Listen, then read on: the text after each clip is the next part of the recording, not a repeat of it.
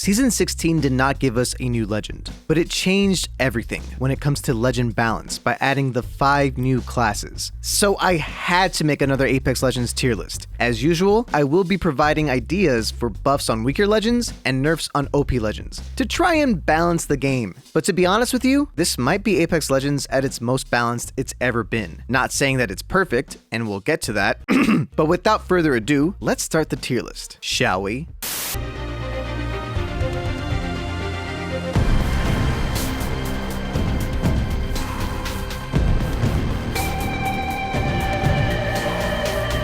F tier. No legends are so god-awful with no redeeming qualities to belong here, so that's good, I guess. Moving on to D tier. D tier legends have weak kits that require buffs or reworks to help them compete. And at the bottom of D tier, we have Revenant. His abilities in a vacuum seem like they would be very good, but in reality, they just don't do enough to really even compete. At one point, Revenant and Octane combined could wreak havoc, and now it won't surprise anyone above gold. Don't get me wrong, in the right hands, Revenant can be nasty. I'm looking at you, Sorg Guapi, but if your goal is to get better and play at the highest level, Revenant will just hold you back. A buff that I think would work without being game-breaking is allowing Revenant and his teammates to return to his ultimate at any time, and not just when they die. This could allow for some smarter plays and stronger pushes that don't feel extremely risky. But until then, he sits at the bottom of this tier list in D tier. Up next in D tier, we have Fuse. Fuse has potential. His knuckle clusters can put in work, but are ultimately underwhelming. His ultimate can cause a ton of chaos, but it doesn't allow for the Fuse player to make big plays. Why is that? Because unlike Caustic or Catalyst, Fuse is greatly negatively affected by his own ultimate. I've proposed this buff before, but I will do it every time. Let him be immune to his own ultimate. Go one step further. Let him take less damage from explosives in general. This would change the way he plays drastically. It would allow for him to be more aggressive and destructive. And while we're at it, if he takes less damage from his own explosives, this could allow for him to grenade jump. This would give Fuse mains some insane tech and movement. These might be too much, but I just want to see it. Please Respawn. Until they buff him in some capacity, he's also in D tier. I would finish the rest of this tier list, but I'm gonna be traveling soon, so there's no way for me to actually get the footage that I need because I can't take my whole computer setup with me.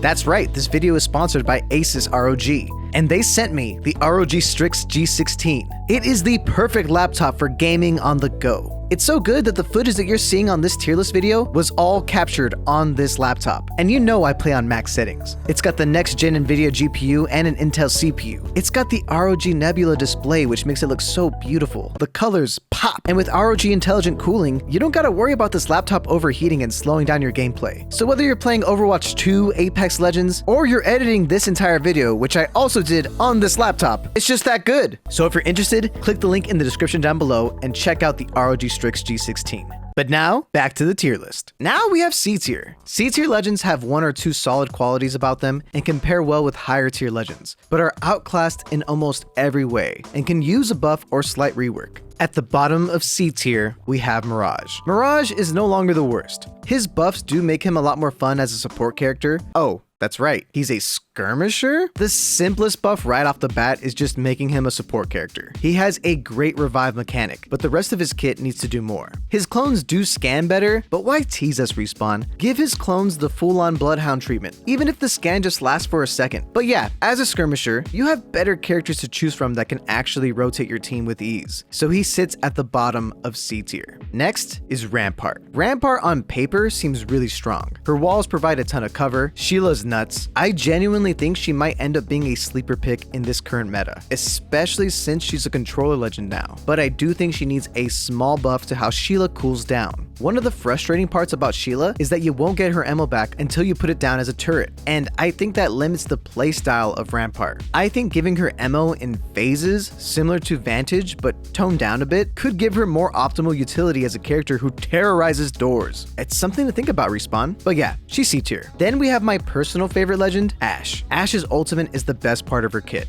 The movement it provides is insane. but that's about it. Her passive can be useful to scout enemies, but it also lets the enemy know where you are, so it's not perfect. And her tactical can be great, but is easy to avoid. My suggestion to buff her slightly would be to lower the cooldown of her ultimate a little bit, so that way she can compete with the better movement-based legends, because she really is just outclassed in that department. She might be my favorite character, but that doesn't make her amazing. Sorry Ashe, but C tier is where you are for now. Up next is Vantage. Vantage is a great entry fragger. Her mobility is selfish but solid, and her passive has good utility. However, she is simply just not necessary on a team when other characters provide more on every front. I honestly don't know how to make Vantage better without fundamentally changing her entire kit, but one idea is giving her sniper one more shot, just one more, just to see what happens. Could be fun. Then we got Lifeline. Besides her revivability, the rest of her kit leaves a lot to be desired. Lifeline's care package finally doesn't take an hour to come down, but I just don't think it's a good ultimate. It would be a perfect ultimate if it doubled as a respawn beacon. Now that she has the ability to craft her teammates' banners, I mean, just imagine how strong she would be if her ultimate also respawned them. Also, her tactical, let it move with her. Let the Doc drone be a fun, rambunctious little drone that follows us around. Ultimately, she isn't bad, but there are just better support legends, which is why she's in C tier. At the top of C tier, we have Octane. Octane is undeniably the most fun legend in this game, but after they nerfed him by making his jump pad super loud, he just isn't as strong as he used to be. Other movement legends provide just a bit more safe movement options for rotations. One buff that I would recommend that he receive is for him to take slightly less damage when he stims, but otherwise, I don't really see him becoming meta viable until some strange wombo combo comes back, like Revenant being good again, or maybe Rampart. Time will tell, but until then, C tier it is. Now we have B tier. B tier legends are all decent. Some are even good in specific situations. These legends could use a slight buff, but ultimately they would be meta viable if other A tier and S tier legends were nerfed. At the bottom of B tier is Crypto. Crypto counters traps. If Wattson and Caustic become super meta, then Crypto is super meta. If not, then not so much. He also got really nerfed by no longer being able to scan beacons to find the new zone. Instead, he can scan for enemies, which is fine, but he already kind of does that with his kit, so okay. I don't want to touch Crypto because, like I said, the moment Wattson and Caustic are everywhere, then Crypto comes out to play. And I like that. He's just a solid counter pick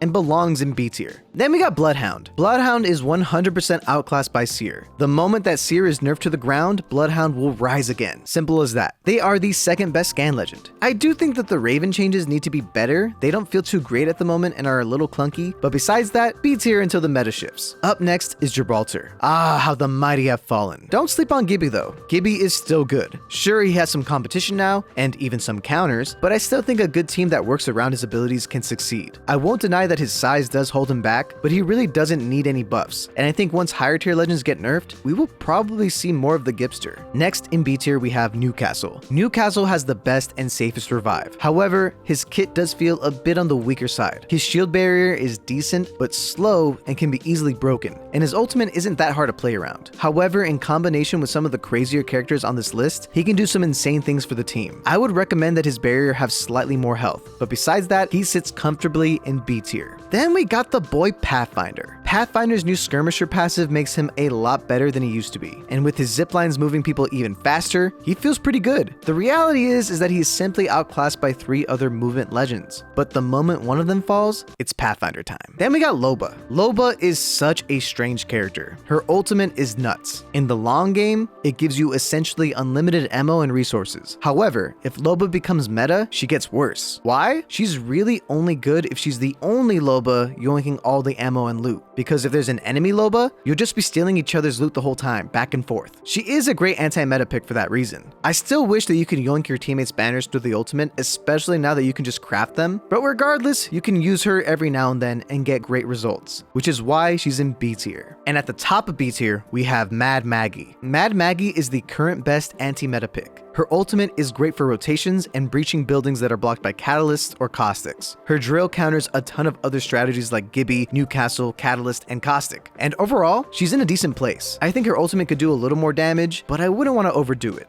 That's why she is at the top of B tier. Now we're in A tier. A tier legends are really good. Using any of these legends in combination with the S tier legends is a good team composition. All legends should strive to be A tier. First up, we have Wattson. Controller legends are very important now, since scanning for the ring is still overpowered. She has that new ability on top of already having one of the best ultimates in the game. The ability to stop nade spam and strong ultimates is always going to be good, while also charging some of your shields, on top of her fences being decent at holding down an area. They're a little easy to get around, but still good. She's just slightly outclassed by 2 other controllers in this game, but still A tier. Then it's Horizon. Horizon's the only character with a tactical ability that moves her entire team. On zone endings with a ton of verticality, she's even better. And her ultimate is still super strong. A tier just makes sense. I don't see anybody arguing with this. Then it's the thick boy himself, Caustic. Caustic is the best at holding down a room indoors, especially in combination with Catalyst. These rooms will all be yours. He's just a little bit weaker outdoors, especially when the ring pulls that way, but he makes up for it by having one of the best ultimates in the game for pushing aggressively. Caustic now can also scan for the next ring since he's also a controller. He just got a net buff this season, so if you find yourself using the Fart Man, you won't have any regrets. Then we have Bangalore. Bangalore in combination with Seer is nuts. It used to be the main meta for a while until season 16, but that all changed recently with Catalyst, but I'll get to that. Regardless, her smokes are incredible for rotations. Her ultimate creates plenty of space, and her passive is still insane. On top of being able to carry more ammo as an assault class, which is always a nice plus, she is still a beast of a character and belongs in A tier. Next, we have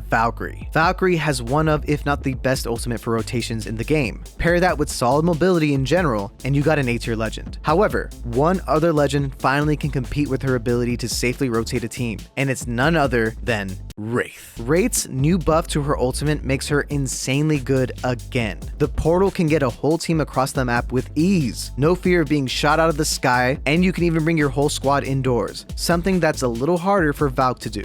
Her tactical is still a get out of jail free card, making her great for going for kills. So overall, she's amazing and is at the top of A tier. And finally, we have S tier. S tier legends are must picks, simple as that. They need nerfs or require a meta shift to be knocked down a peg. Up first, we have Catalyst. Catalyst's passive makes her insane for holding buildings. Her tactical is not that bad either, but what puts her over the top is her ultimate's ability to rotate her team while simultaneously combining insanely well with Seer. And if it isn't obvious, combining with Seer is kind of broken. I do think she needs some nerfs, and we'll talk about that once we talk about the next character. I think we need to see the end of the scan meta, which is why at our number 1 spot at the top of S tier, we have Seer. Seer's tactical scan is not only great information, but if you get a knock, they literally cannot go for a revive because Seer will outright cancel it. Then he has the dumbest ultimate in the game, constant scans in a huge radius that go through walls, smokes, and catalyst walls. It's just unfair. And his passive is also nuts. He's a must pick, and until they completely overhaul his kit, I don't see how he stops being a must pick. One simple nerf is to straight up not let his ultimate work through catalyst walls. It would nerf both of the S tier legends, but this wouldn't stop Seer from being great with Bangalore. So on top of that, they just need to make his ultimate last way shorter or have a smaller radius. Just something to change his broken playstyle. But that's Seer, the destroyer of moons, at the top of S tier. So that's my tier list. I know a lot of people have been waiting for this. I haven't done one in about 4 seasons, but thankfully this is a great season to do a tier list like this. Do you agree with my list? Do you disagree? If so, let me know in the comments down below who you think is the best legend and who you think is the worst legend. I'm genuinely curious what you guys think, and if you're really wild, you could just put your full tier list in the comments, I guess. But thank you so much for watching, and I will catch you later.